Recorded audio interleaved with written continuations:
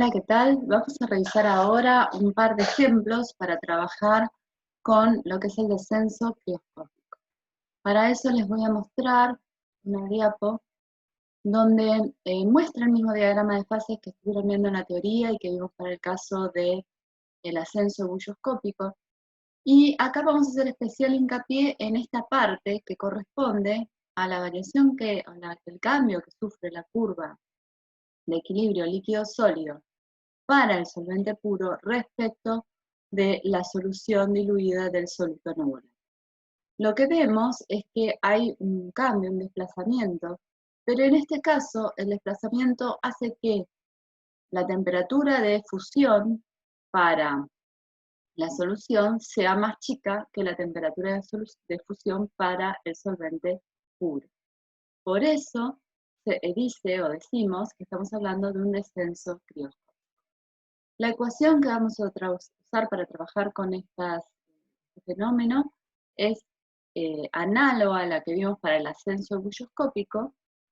Lo único que vamos a tener una constante que le vamos a llamar constante crioscópica, ¿sí? Van a ver que aparece bastante la palabra crioscópico. Es una cuestión histórica que se ha utilizado esta técnica mucho para, sobre todo, determinar pesos moleculares. Una vez más, la concentración de la solución va a venir expresada en molaridad. Yo sé, es una unidad que no le gusta a nadie, y que me dice la cantidad de moles del soluto en 1000 gramos de solvente. Y voy a tener del otro lado de la igualdad la variación de la temperatura de fusión, por eso tiene una X.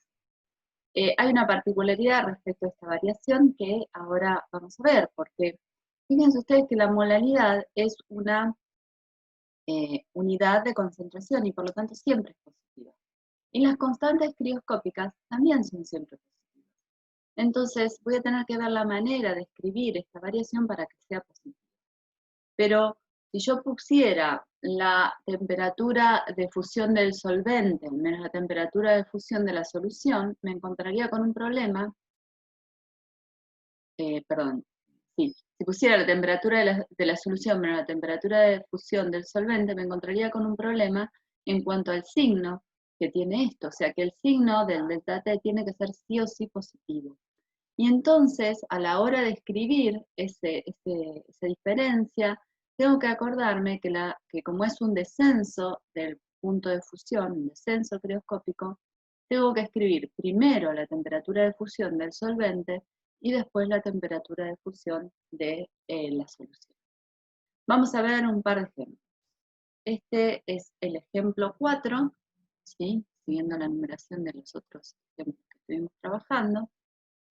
Es muy parecido al ejemplo 2, porque me dice una solución acuosa de glucosa, 0,0222 molar, hasta ahí vamos igual que el ejemplo 2, pero en lugar de pedirme, como en el ejemplo 2, la variación en el punto de ebullición, ahora me habla de la variación, o cuál será el punto de fusión.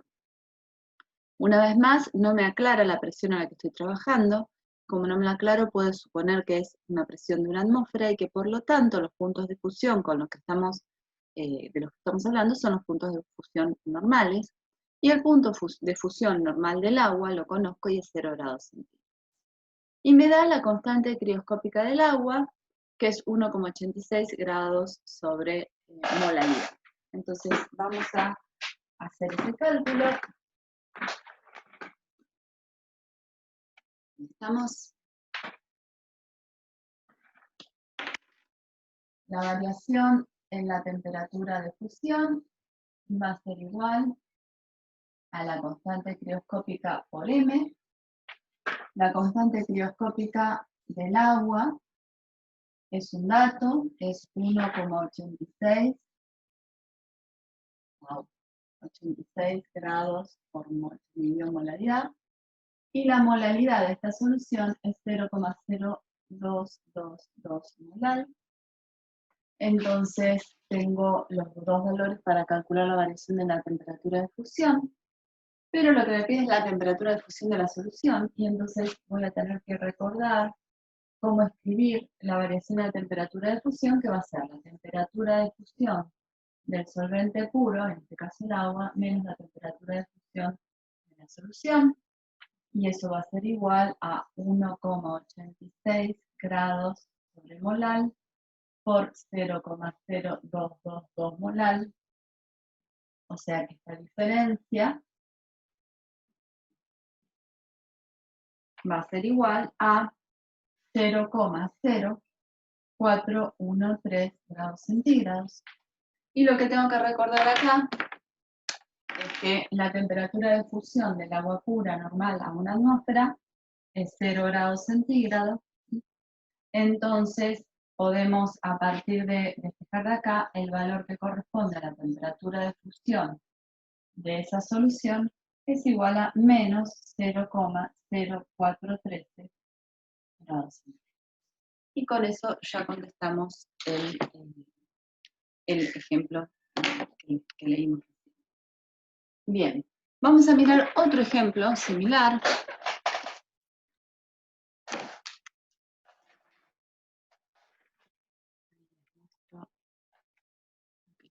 Preparado, que sería el ejemplo 5, donde voy a tener una situación un poquito más complicada, no tan directa. En este caso lo que me dice es cuántos gramos de etilenglicol, y me da la fórmula de etilenglicol, se deben adicionar a 37,8 gramos de agua para dar un punto de congelación de menos 0,150 grados centígrados.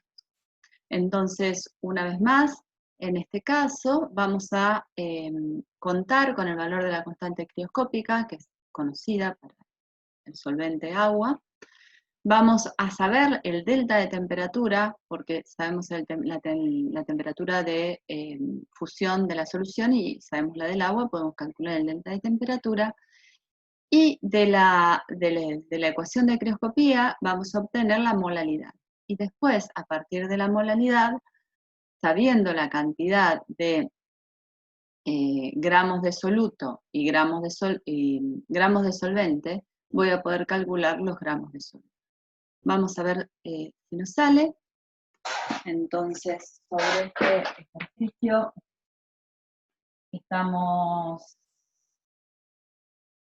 ¿Está bien? ¿Esto no?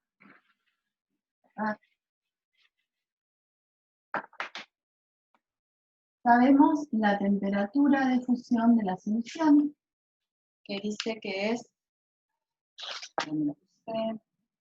Acá, menos 0,150 grados centígrados, ¿sí?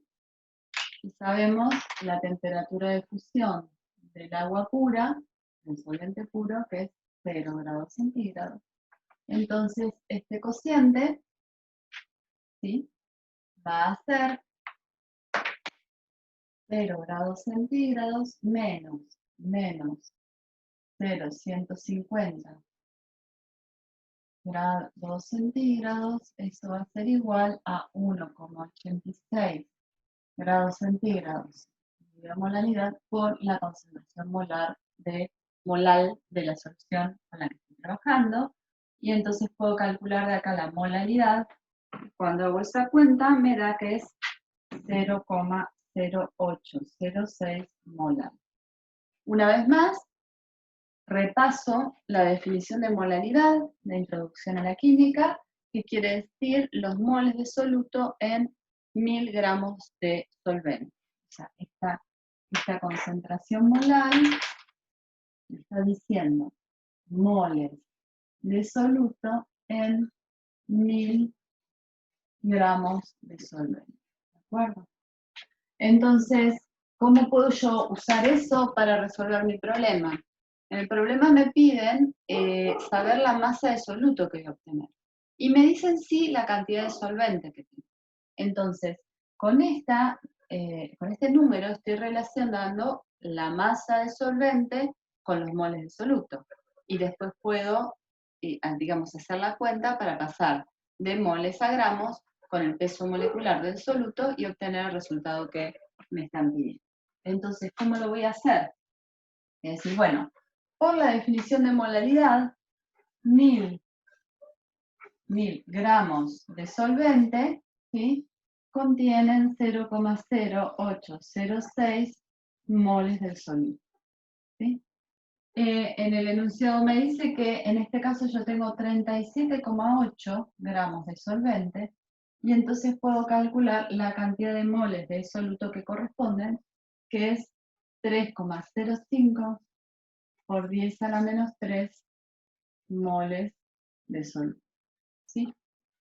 Ahora, si ustedes revisan el enunciado, van a ver que les dicen cuál es la molécula que es el soluto. Les dicen que es el etilenglicol y les dan la fórmula desarrollada del etilenglicol. Y si ustedes calculan el peso molecular relativo, van a ver que les da 62. ¿Eso qué quiere decir? Que un mol de etilenglicol tiene una masa de 62 gramos. Entonces, yo voy a decir, buenísimo, si un mol del soluto tiene una masa de 62 gramos, 3,05 por 10 a la menos 3 moles del soluto, ¿qué masa se corresponderá? Y cuando hacen esa cuenta, llegan a 0,189 gramos. Wow. Ese es un 9. Pasa que casi pongo el gramos en lugar del 9. Ahí está. ¿Sí? Esa es la masa de soluto que necesito poner en esa solución para que la solución tenga un punto de fusión que corresponde al dato que me dan en el enunciado. Bueno, entonces, las preguntas de, si ustedes miran los ejemplos 2 y 4 y 3 y 5 son muy parecidos. En los dos casos yo les puse primero un cálculo sencillo de la variación de la temperatura de fusión o de ebullición, y en el segundo caso, una vez más, estamos a partir de datos que serían datos experimentales, que son las temperaturas de fusión o de ebullición, calculamos la molalidad, y con la molalidad y algún dato del soluto y el solvente, puedo calcular el peso molecular del soluto, y en algunos casos, con la fórmula, la composición centesimal, les pueden llegar a pedir también que encuentren la fórmula que corresponde a ese soluto. En este tipo de enunciados, el problema más frecuente no es con la ecuación de la variación de temperatura, porque realmente es muy sencilla, sino que tienen problemas con los cálculos de las concentraciones molales o fracción molar, y en algunos casos también con lo que son los pesos moleculares. Entonces, si tienen dudas con esos temas, aunque sean temas de introducción a la química, pregunten igualmente, porque hay que resolverlas para poder seguir adelante con este tema y con otros temas que van a volver una y otra vez sobre las mismas cuestiones. Cálculos de concentraciones con fracción molar o molalidad y composición centesimal y fórmula mínima. Bueno, espero que les haya servido este video. Como siempre, pónganse en contacto con los docentes de su comisión si tienen dudas. Y bueno, nos vemos en un próximo video. Chau, chau.